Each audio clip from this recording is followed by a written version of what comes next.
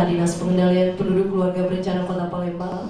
Pemerintah Kota Palembang melalui Dinas Pengendalian Penduduk dan Keluarga Berencana Kota Palembang menggelar rapat penelaahan program kependudukan keluarga berencana dan pembangunan keluarga berencana Kota Palembang tahun 2019 bertempat di Grand Atiasa Convention Center.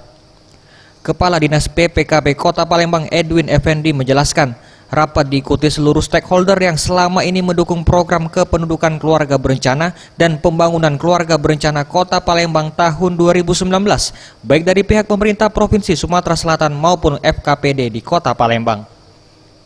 Rapat ini bertujuan untuk mengkoordinasi dan mengevaluasi semua kegiatan yang telah dilakukan dalam program selama 6 bulan terakhir dan 6 bulan yang akan datang, guna memunculkan inovasi baru yang nantinya dapat diaplikasikan dalam hal meningkatkan kesadaran masyarakat Palembang terkait keluarga berencana.